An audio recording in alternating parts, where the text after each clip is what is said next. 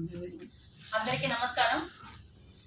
యువగళం పాదయాత్ర కుప్పంలో జనవరి 27వ తారీఖు మొదలయ్యి నిన్న విశాఖ జిల్లాలో పూర్తవడం, దానికి సహకరించిన ప్రతి ఒక్కరికి కూడా పేరు పేరున నమస్కారాలు తెలియజేసుకుంటున్నాం.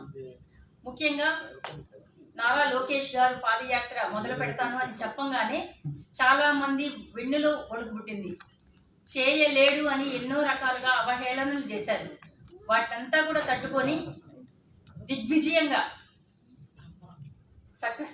సక్సెస్ఫుల్గా నిన్నటితో మీరందరూ కూడా చూశారు. జనాలు విపరీతంగా ఇసుకేసారు. అన్నంత జనం ప్రతి నియోజకవర్గంలో కూడా తండోపతండాలుగా రావడం జరిగింది. ముఖ్యంగా వారి వారి యొక్క సమస్యలను తెలుసుకోవడానికి నారా లోకేష్ గారు ప్రజల్లో మమైక్యం అవడం, అదేవిధంగా అన్ని రకాలుగా రైతులు తీసుకోండి, యువత తీసుకోండి, మహిళలు తీసుకోండి, ఈ విధంగా ప్రతి ఒక్కరూ కూడా వచ్చి వారి వారి సమస్యలను సార్కి నివేదించడం, అదేవిధంగా సమస్యల పరిష్కార దిశగా కూడా ఈరోజు నారా లోకేష్ గారు ప్రణాళిక సిద్ధం చేయడం ఇలా మొదలవుతుంది. కానీ వైసీపీ నాయకులు ఎన్నో కుట్రలు కుతంత్రాలు చేశారు. అడుగడుగున అడ్డంకులు సృష్టించారు, అడుగడుగున కేసులు పెట్టారు.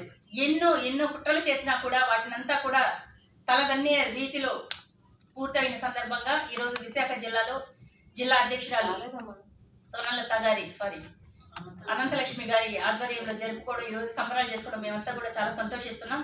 అదేవిధంగా రేపు ముగింపు సభలో రాష్ట్ర వ్యాప్తంగానే కాదు, ఈ దేశవ్యాప్తంగా కూడా అందరూ స్వచ్ఛందంగా తరలి రాబోతున్నారు.